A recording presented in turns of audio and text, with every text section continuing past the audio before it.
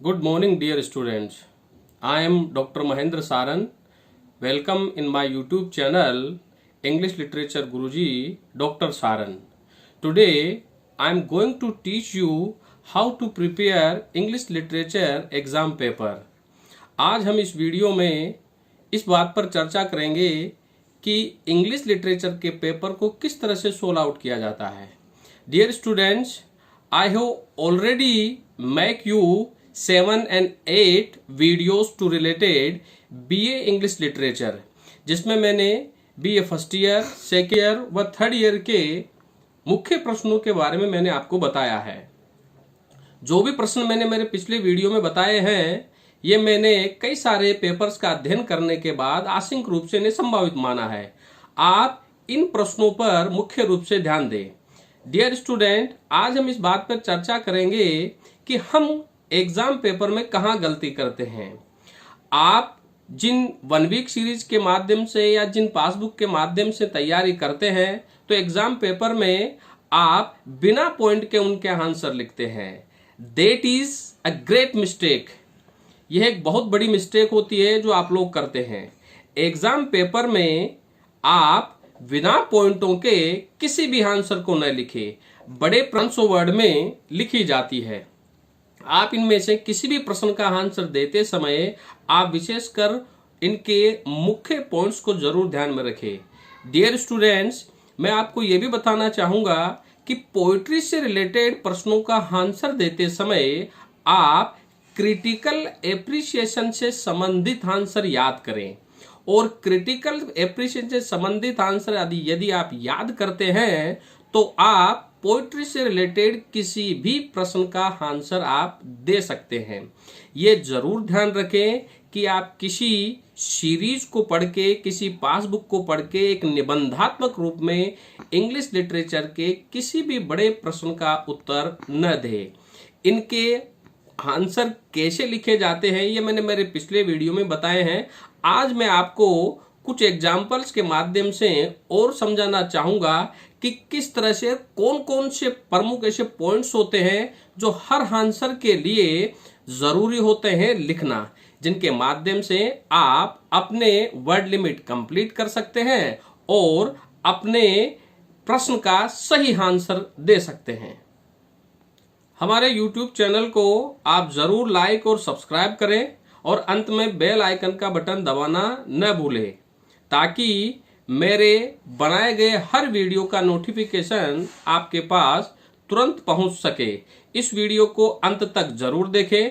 आइए अब हम चर्चा करते हैं कि वो कौन से मुख्य प्रश्न हैं जो हर प्रश्न में मुख्य रूप से लिखे जाते हैं.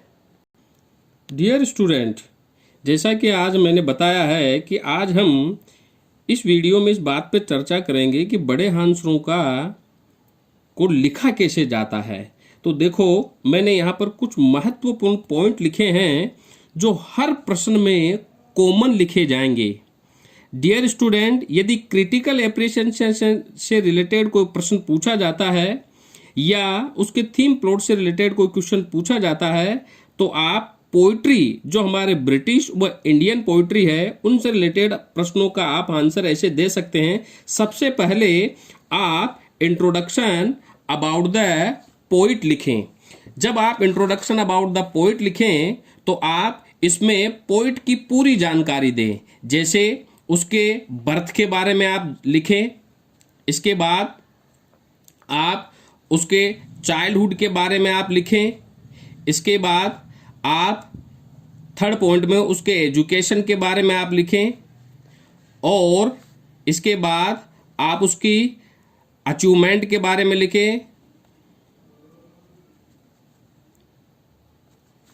और अंत में इसकी क्रिएशन रचनाओं के साथ साथ और अंत में इसकी डेथ को लेकर के आप इसे कंप्लीट करें. इस तरह से आप इंट्रोडक्शन अबाउट द पोइट में इन सारे पॉइंट्स को आप डिस्क्राइब करिए. इसके बाद इंट्रोडक्शन अबाउट द पोएम लिखिए. जिस पोएम से रिलेटेड प्रश्न आपके एग्जाम में पूछा गया है उस पोएम से रिलेटेड आप इंट्रोडक्शन अबाउट द पोएम इसमें जरूर लिखें.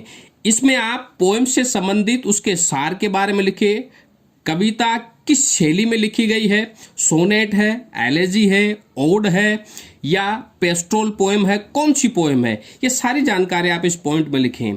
थीम एंड प्लॉट का मतलब होता है विषय वस्तु, जिस विषय वस्तु पर, किस थीम पर, किस चीज पर, किस बिंदु पर वह कविता लिखी गई है, आप इस बिंदु में डिस्कस करें और समरी में पूरी कविता का सार जरूर लिखें। ये 4 पॉइंट ऐसे पॉइंट्स हैं जो हर पोएम के आंसर में आप लिख सकते हैं। इसके बाद फिर आज हम 5वां पॉइंट रहेगा हमारा स्टाइल ऑफ द पोएम। इस पॉइंट में आप कविता की स्टाइल के बारे में लिखें। जैसे कि अगर आप लोगों ने पढ़ा हो तो हमारे सिलेबस में सोनेट से संबंधित कविता लिखी गई है, एलेजी कविता लिखी गई है, ओड पोएम है, ड्रामेटिक मोनोलॉग पोएम है,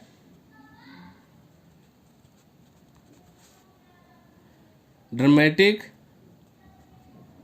मोनोलॉग पोएम है, बैलेड पोएम है।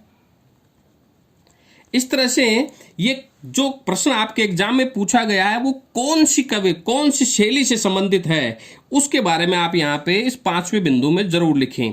ये जो मैंने 6, 7, 8 और 9 पॉइंट लिखे हैं, ये जो 5 पॉइंट है ये हर पोएम के आंसर में कॉमन रहेंगे।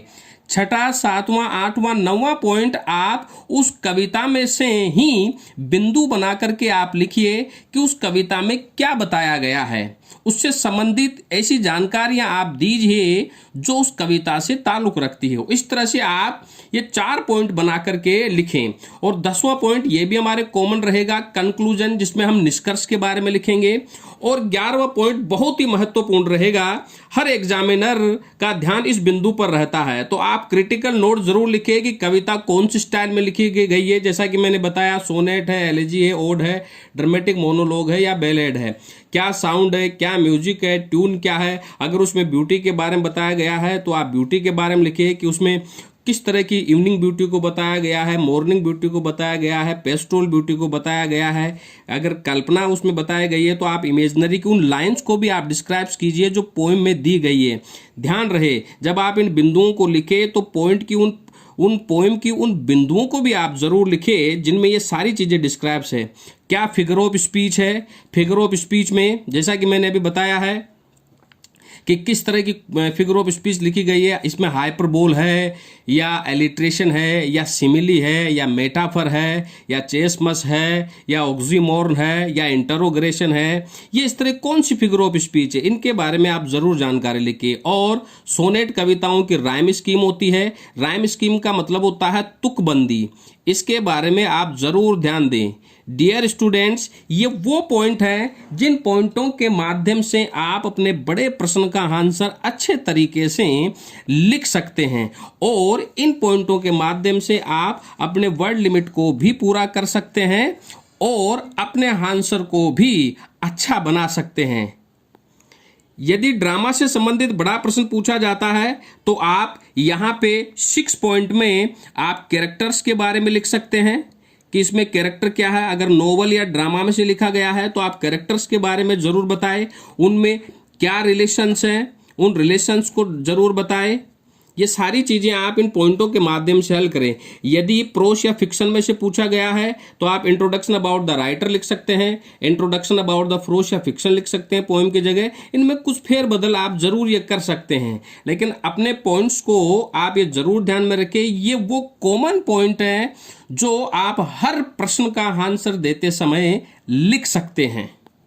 डियर स्टूडेंट, इसके बाद हमारा जो पहला प्रश्न आता है, चाहे वो फर्स्ट ईयर हो, सेकेंड ईयर हो या थर्ड ईयर हो, वो एक्सप्लेनेशन से संबंधित होता है। हमारे सिलेबस से 8 एक्सप्लेनेशन पूछी जाती है, जिनमें से हमें 4 एक्सप्लेनेशन करनी होती है। हर एक्सप्लेनेशन के 5 अंक निर्धारित होते हैं। इस तरह से 20 नंबर एग्रीगेट करता है। स्टूडेंट, आप जब एक्सप्लेनेशन को सोल्व आउट करें तब आप इन पॉइंटों का विशेष ध्यान रखें। रेफरेंस में आप पोइट या राइटर से संबंधित आप जानकारी दें। इसके बाद जो रचना शैली है वो किस कविता में से ली गई है या किस निबंध में से लिया गया, उसके बारे में आप जरूर जानकारी लिखें। कविता किस शैली में लिखी गई है ये भी आप इसमें लिख सकते हैं। कॉन्टेक्स्ट का मतलब सार होता है, जिसमें आप उस पंक्तियों से संबंधित कुछ मुख्य विचार आप यहाँ पर प्रकट कर सकते हैं। एक्सप्लेनेशन करते समय आप लाइन टू लाइन का ध्यान रखें और प्रत्येक लाइन टू लाइन को ध्यान में रखते हुए आप इसे कंप्लीट करें। और डिफिकल्ट वर्ड में आपके जो एक्सप्लेनेशन दी गई है पेपर में, और जिन एक्सप्लेनेशन करते समय जिन शब्दों का आपने यूज किया है वो डिफिकल्ट वर्ड में लिखें। क्रिटिकल कमेंट में, जैसा कि मैंने अभी अभी आपको पीछे बताया है, कि आप पोएम की स्टाइल के बारे में लिखें, इसकी राइम के बारे में लिखें, इसकी ब्यूटी के बारे में लिखें, साउंड के बारे में लिखें, फिगर ऑफ स्पीच के बारे में लिखें। इन पॉइंटों की जानकारी आप इसमें जरूर दें। इस तरह से आप पूरे 60 से 80 वर्ड में आप अपनी एक्सप्लेनेशन कंप्लीट कर सकते हैं। आप इन पूरे बिंदुओं के माध्यम से एक अच्छी एक्सप्लेनेशन तैयार कर सकते हैं। डियर स्टूडेंट्स, आज इस वीडियो में जो भी प्रश्नों की मैंने आपको जानकारी दी है और जिस प्रक्रिया को मैंने आप बताया है, आप उन्हें फॉलो करिए।